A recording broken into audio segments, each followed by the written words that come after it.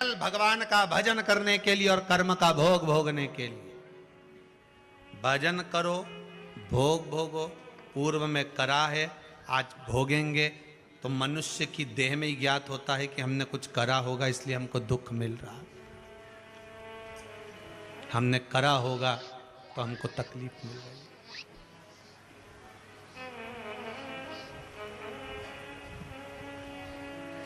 हमने करा होगा तो हमको मिल रहा,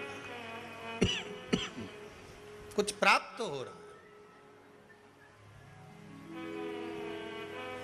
खूब कमाओ, शुभ दीपावली आपको। खूब कमाओ, डटकर कमाओ, अपनी कैपेसिटी से भी ज्यादा कमाओ, जितनी आपकी सामर्थ्यता है उससे भी ज्यादा कमाओ। और मेरी मैया लक्ष्मी तुम्हारे यहां 2 पांव से नहीं, अष्ट लक्ष्मी पूरी 16 पांव से आए, हम मना नहीं करें, खूब आए। मना नहीं है, पर उस कमाई में भगवान से प्रार्थना करना कि धन आए तो अभिमान मत आने देना, अहंकार ना आए, बस इतना ध्यान रखना।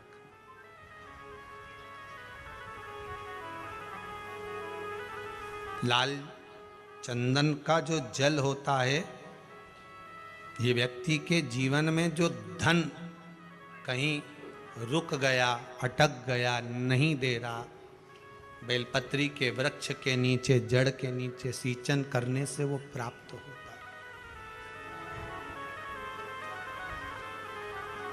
अथर्ववेद में छंदो ज्ञान उपनिषद में, दोनों में, अथर्ववेद में भी वर्णन है और महाराज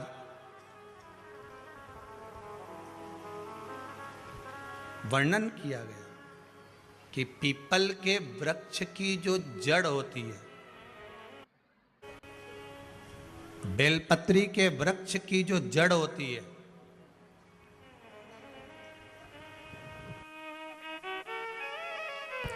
और आंवले के वृक्ष की जो जड़ होती है, इसके नीचे स्वर्ग का निवास होता है।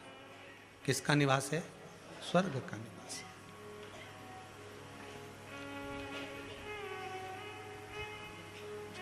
अथर्ववेद में भी कहा और छंदो ज्ञोपनिषद में भी वर्णन करा।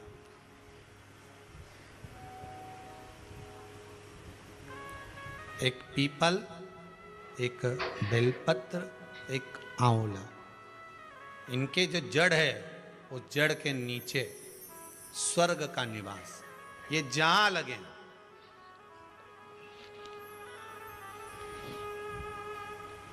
बस एक बात का ध्यान रखिए उसके लिए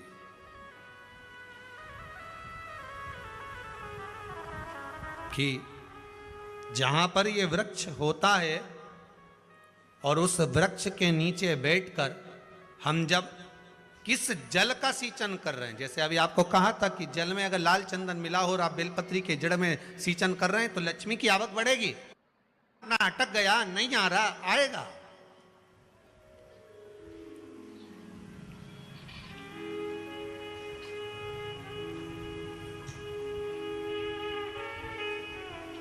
पीपल की जड़ में इत्र का जल, पीपल की जो जड़ होती है उसमें इत्र का पानी, थोड़ा सा जल, उसमें थोड़ा सा इत्र का भाग हो महाराज, और आप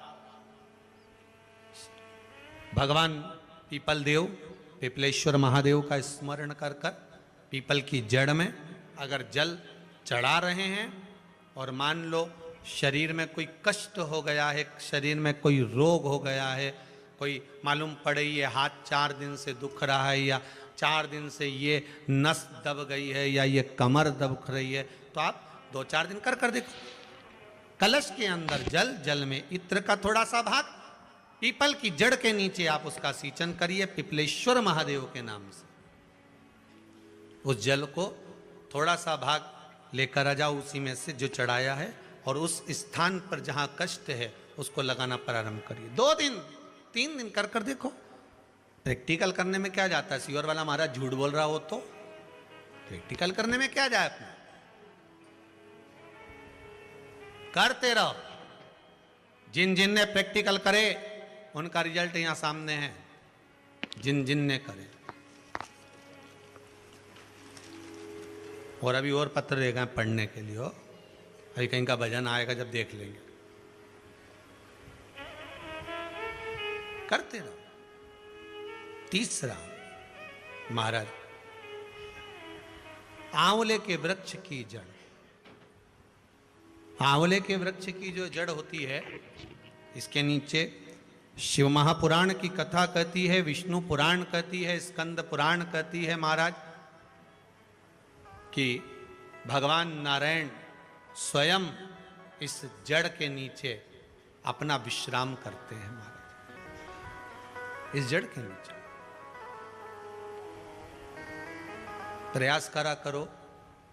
1 चुटकी हल्दी, कितनी? मात्र 1 चुटकी हल्दी। आंवले के वृक्ष के नीचे भगवान हरि हर महादेव, कौन से महादेव हैं? हरि हर महादेव के नाम से रखकर उस पर पूर्व मुख कर कर, पूर्व की ओर मुख कर कर जल समर्पित करना प्रारंभ कर दीजिए। आप अगर प्रयास करेंगे शुक्रवार की शुक्रवार करें, या नवमी की नवमी करें, अष्टमी की अष्टमी करें, प्रदोष की प्रदोष कर लें, सोमवार की सोमवार कर लें, तो आंवले की जड़ के नीचे अगर हमने हल्दी रखकर जल का भाग समर्पित करा है पूर्वभिमुख होकर, तो अगर व्यापार नहीं चल रहा है, 1 हफ्ता हो गया बैठे हुए हो, कोई ग्राहकी नहीं है, तो 1 बार करो। दूसरी बार करने जाओगे तो आप अपने आप दौड़ कर जाओगे कि मेरा 1 हफ्ते से व्यापार अच्छा चल रहा है। आप दूसरी बार करोगे तो आपको ये ज्ञान उपदेश ये प्राप्त हो जाएगा, अपने आप रिजल्ट सामने आएगा कि हाँ, हमने आंवले के वृक्ष के नीचे हल्दी को समर्पित करा था, और उसको चढ़ाने के बाद हमने जो जल चढ़ाया है उसका फल हमको प्राप्त हुआ, उसका फल हमें मिला है।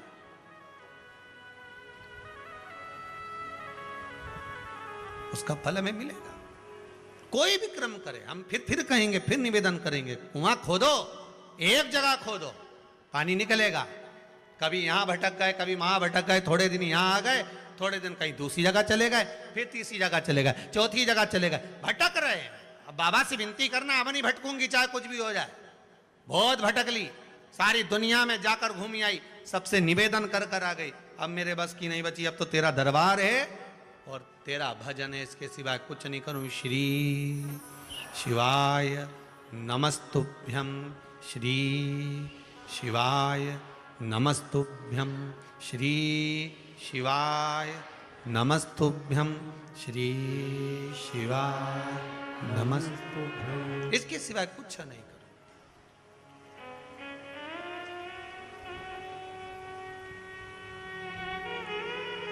हमारा भजन मूल हो जाए। एक विदल और उत्पल 2 असुर हुए। पार्वती मैया ने जो भजन करा था, स्मरण करा था, शिव मिले थे, उनकी भक्ति दृढ़ी थी। विदल और उत्पल ने एक बार माता पार्वती जी को देखकर बड़े आनंद के साथ उनकी ओर लोभित हो गए, उनकी ओर आसक्त हो गए।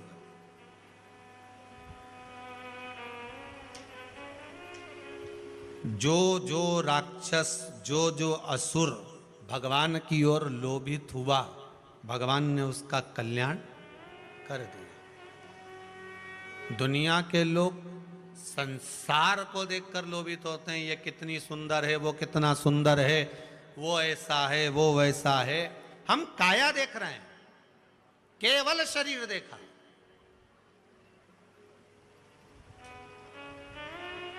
आधे से ज्यादा रिश्ते तो ये काया के चक्कर में गड़बड़ हो गए। लड़का अच्छा है साहब, लड़की बहुत बढ़िया है, दिखने में तो कई जोरदार। अब पहले का समय, आज का समय, पहले के जमाने में सूरत नहीं देखते थे, चरण देखते थे। आज के जमाने में चरण नहीं देखते, सूरत देखते। फिर वही वाली बात आ गई, किस कलर के कपड़े पहनूं कि भगवान मुझे मिल जाए। शिव महापुराण की कथा कहती है, कपड़ा बदलने से परमात्मा नहीं मिलता, कलेजा बदलने से भगवान तुम्हारे सामने आकर खड़ा हो जाता है। कलेजा बदलना, कपड़ा बदलते बदलते तो जिंदगी निकल जाएगी, भगवान नहीं मिलेगा। पूरी जिंदगी निकल गई। क्या हुआ कपड़ा बदलने से? वो रावण ने बदला था, क्या हुआ? कपड़ा बदलने से भगवान ने।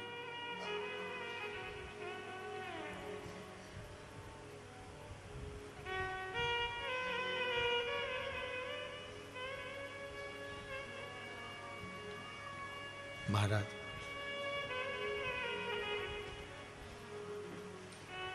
तुम काशी जी में रहिए और भोले जी को भजिए, और मुझे भोले जी को नाम बड़ा प्यारो लागे।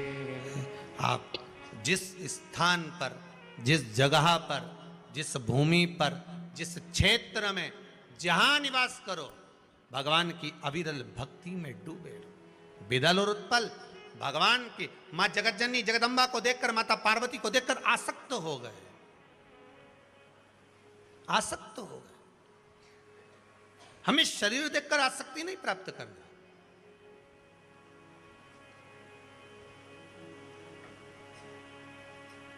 महाराज,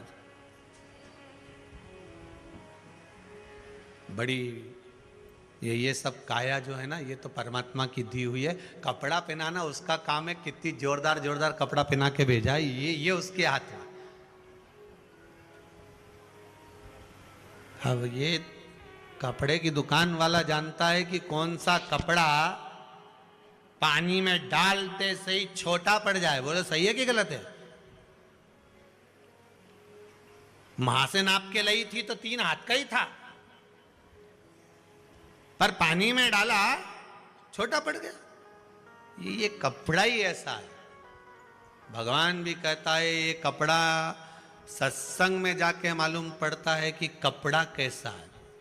नहीं तो कई कई का कपड़ा तो बस पानी में डाला सुकड़ी गया, कहीं कहीं का कपड़ा तो पानी में डालते से कलर छूट जाए। ऐसा संसार में भगवान पैदा करा मनुष्य को।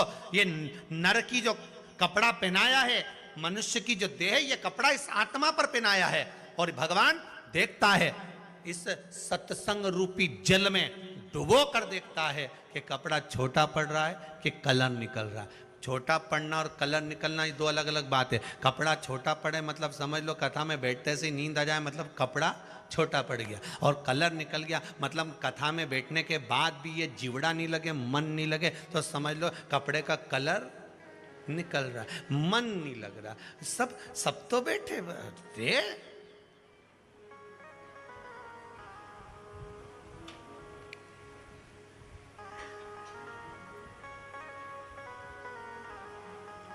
हमसे ही कई लोग कहे, महाराज जी, कई महाराज उन कथा कहते हैं और आप कथा कहते हो। कई महाराज कथा के और इतना आराम से ऐसा ऐसा बोले, उन भगत लोग उनकी आंख में से आंसू झड़ता फिरे, सब रोए बेचारा उन बैठ बैठ के। और तुम्हारी कथा में बापड़ा एक नहीं रोए दिन भर, बट हे करे।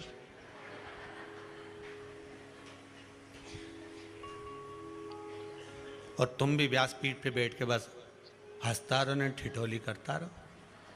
है तुम्हारी भी आंख में आंसू नहीं आए, और बाकी का महाराजन तो कथा के नहीं बापड़ा सब झड़ता फिरे।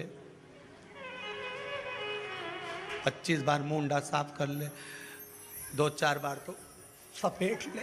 अब तुम तो, तुम्हारी संपट नहीं पड़ेगी, तुम सब ठिठोली, सब हंसे और तुम भी हंसो।